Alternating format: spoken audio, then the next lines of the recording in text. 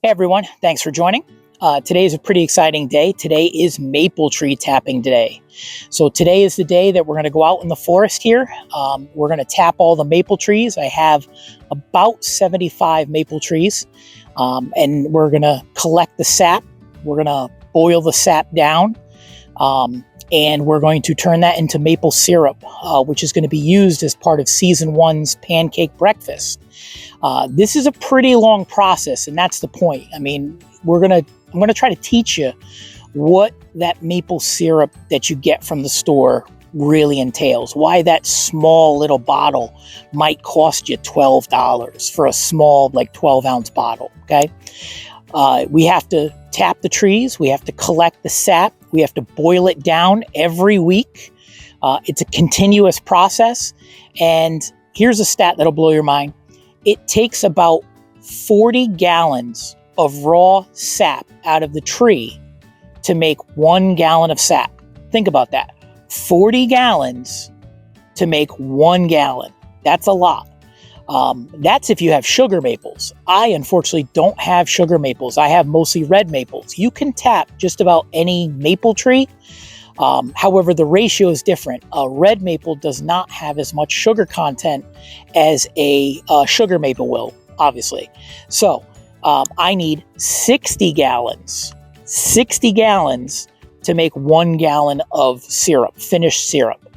So it's a pretty long process. It's only about 6 weeks, and we got to try to get as much as we can. So let's get at it. I'm going to teach you some things, and we're going to have fun. Let's go. So this is a maple tree. Step one of what we're going to do while we're out here in the sugar bush, that's what it's called when you have a stand of maples out in the forest, is we're going to mark the tree, okay? This is just simple flagging tape. You can get at the big box store. You may be able to find it at Walmart or whatever. But we're going to wrap this around the tree pretty high up so that I work during the day. So at night, I'm going to have to collect this, and it's going to be pitch black. So it's going to be hard to identify which trees are which. This is a very bright color against the contrast of the tree to help me identify where the maple taps are, okay? So we're going to just try to get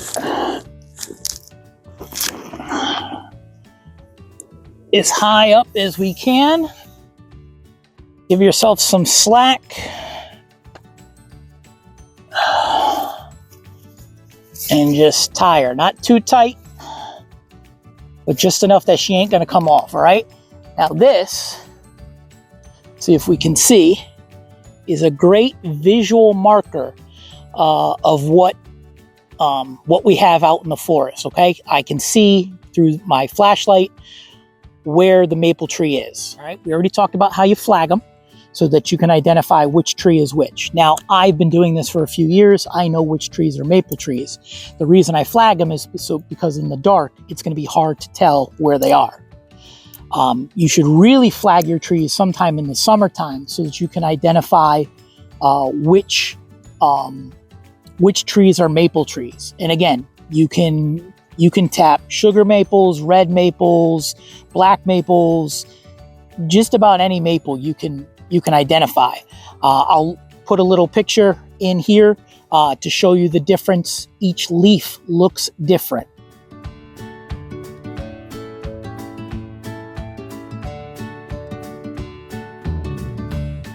All right, so now that you've identified your maple tree and you've flagged it so that you know where it is, now how do you determine whether or not it's mature enough for you to tap the tree?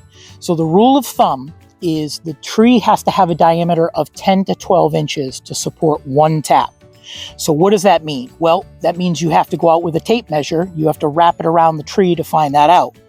Now, I'm going to give it to you quick so you don't have to do the math, okay?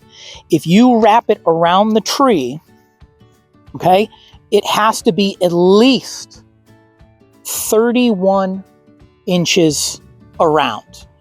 Basically, it's the 31 inches divided by pi would be the formula. But the easy way to understand that is 31 inches or more, okay? You go about chest height, your chest height, okay? Now this one is about 56 and a half. So this tree is actually large. This tree is actually large enough it can support 2 taps.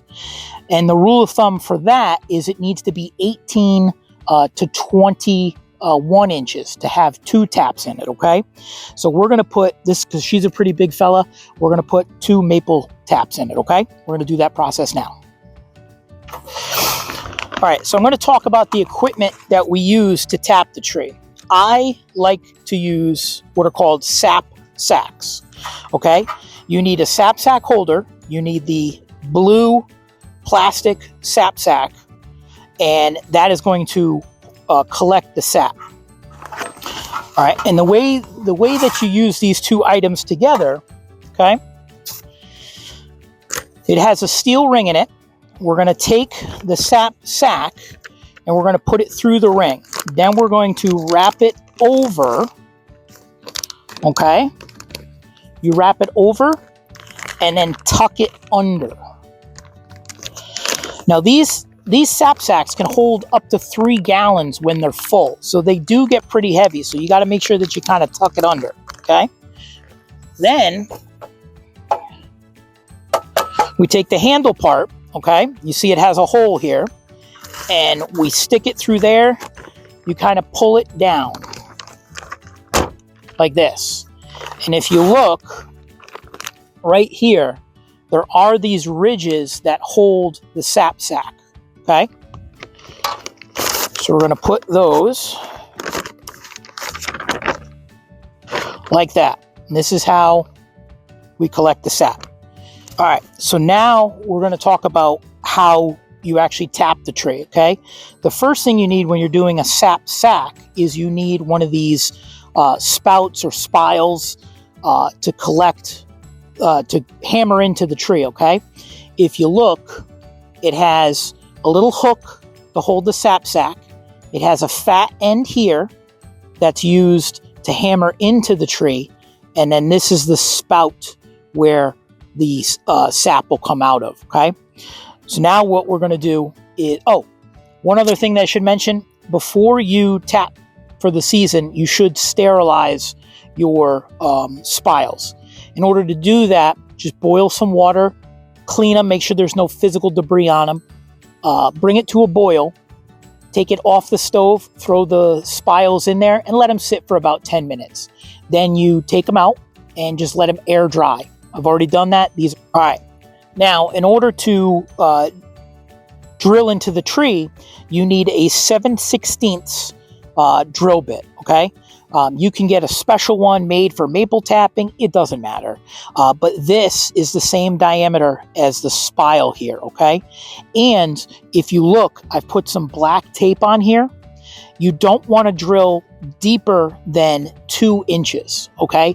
Between 1.5 inches to 2 inches is the ideal depth that you drill into the tree. If you go any further, you can actually hurt the tree, and we don't want to hurt the tree, okay? All right, so when you drill into the tree, you don't want to go straight in. You do want to go at a little bit of an upward angle, because again, what we're trying to do is we're trying to catch the convection of the sap, which is stored down in the roots when it's freezing, okay? The tree takes all the sugar and everything that it collected during the summertime through photosynthesis, and it puts it down in the roots for the wintertime, okay? When it starts getting warmer, it sends that sap up the tree, okay? And then what that'll do is it'll actually tell the tree that it's time to start making leaves or flowers or whatever the tree does, okay? And we're trying to catch that convection. So in order to help that, when the tree is collecting the sap at a downward angle is going to help it flow out, okay?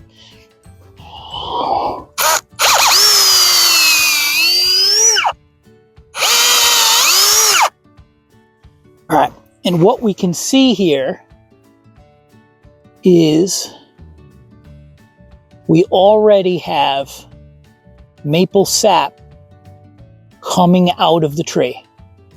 It's that quick. On a nice warm day, it's going to drip pretty significant, okay? So now we're actually going to tap the tree. Now this is a special hammer I got when I was getting my maple syrup supplies. It's kind of like a dead blow hammer. It's meant to not really damage the spile here. So it gives it just enough force, but not too much that you're going to damage the spile. Okay. So now we're going to right into the tree. Okay.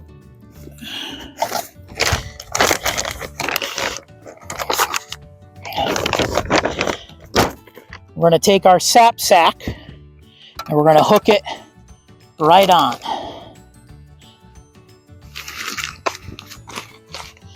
And literally just like that. That's how we do it.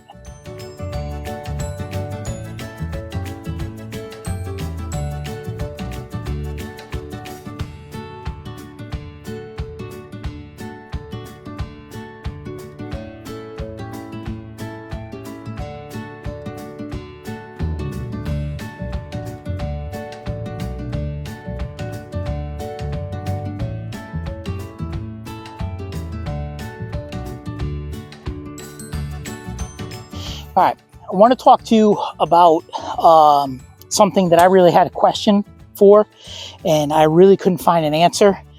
But I talked to somebody whose family made maple syrup when he was a kid growing up. And what do you do in a tree like this? It clearly has one base, one root system, but it has two large trunks that are above chest height, that are well over 10 inches. And what he told me to do, rightly or wrongly, tap them both.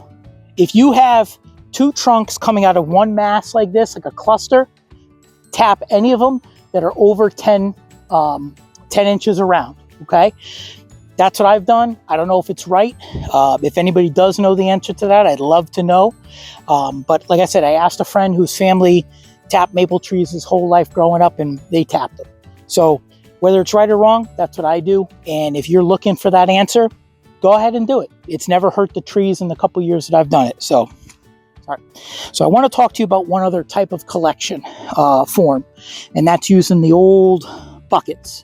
Whether they're galvanized buckets or these plastic blue buckets, this is actually kind of how I started. This is another way of doing it. They do have a different type of spout. I don't know if you could see that, but it's more of a straight cone, and it has a little hole through the top. That's where the lid bar goes through. And there's also a hook piece that goes on there as well. So I'm going to show you how to use this type as well. I have some of these. Again, I choose not to do this type because I feel like when it gets windy, the little lid flaps open, and especially when it's raining, you can get a lot of extra water.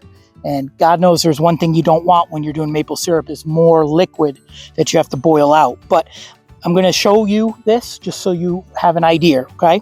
So again, we tap the tree, pick a good spot. Let's pick right here.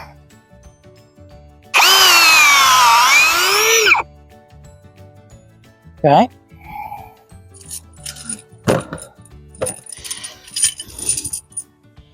Now the process is still the same. You're going to tap it in, but you're not going to hit the front of it. You're going to hit this top piece.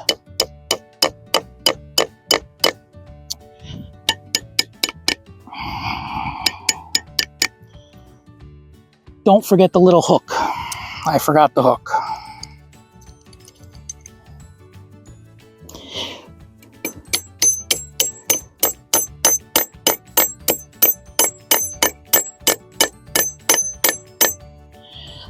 Okay, so now what we do is there's a hole in the bucket.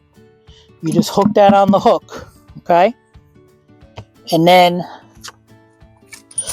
the lid has a little steel bar going through it. That's going to go through the hole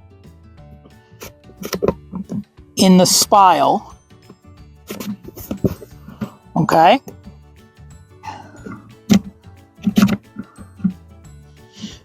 and then it goes on like that.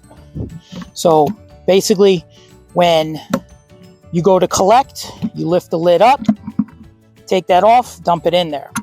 I've also found that it's a lot easier for bugs and stuff to get in there. Listen, don't be squeamish. You're gonna get bugs and moths and ants and stuff in your sap. We're gonna filter that out before we store it.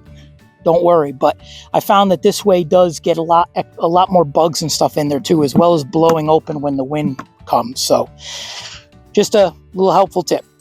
All right, so here's another example of what I was just talking about.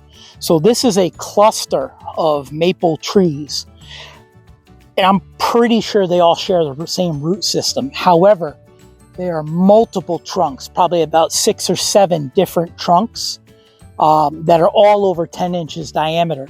So what we're going to do is we're going to measure each one of them, just confirm they're over 10 inches in diameter. And then if they're over 10 inches in diameter, they're all getting a tap.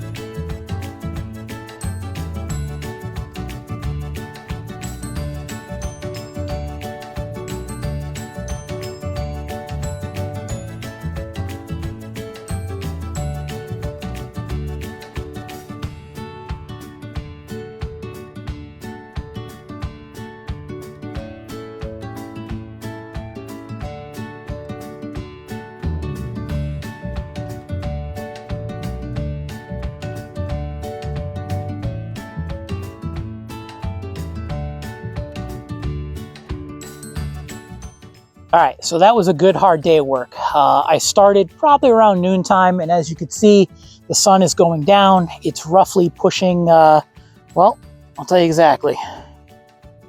Yeah, it's pushing about 6 o'clock. Still a little bit of light here, but I was able to get all the trees tapped, which is super important. Now you may ask, why am I doing this now? Why not do it later? Why not do it earlier? So what you need to do, and it's going to differ depending on where you live, you need to look at your forecast for the next 14 days. You need to have temperatures that are above freezing, above 32 degrees, and below freezing at night. So you get that up and down convection. Remember, when you're collecting maple syrup, when you're collecting maple sap rather, you're trying to catch that up and down convection. And it's only a small window. It's only about 6 weeks.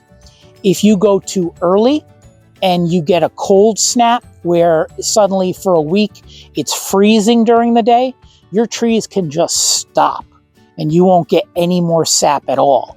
You just got 2 weeks because you started early and then it froze. So I kind of made a deal with myself, because in my area, I made a deal that I will not tap trees no matter what the weather's like until after Valentine's Day. Now, traditionally where I live, maple sap was collected probably the first week of March. But again, we're going 2 weeks earlier because of global warming, right? That's a real thing. And it's pushed the time that you collect sap back 2 weeks almost. Again, I was able to get everything done, which is fantastic. A lot of hard work. Now every night I'm going to have to come and I'm going to have to collect that sap, right? Because you can't let it fill up too much. It can also spoil, so you got to keep it cold too. Luckily, I have my son. He's going to help me, but we do it by 5-gallon buckets. We empty the sap sacks into the buckets, and then we carry it up to the house. I got a 55-gallon barrel that I put it in, and yeah, that's how we do it. So I appreciate you watching. This is only the beginning of the journey for making maple syrup. You can see how labor-intensive it is. But this is the beginning of making that maple syrup for our Pancake Breakfast, which is part of season 1 for the Seed to Table project. So I want to thank you for watching. If you enjoy what you're watching, please follow along on the journey, because again, we're doing multiple things. This is only the earliest season. This is the earliest piece of the puzzle, because maple syrup season starts so early. But thanks for watching, and we'll see you real soon.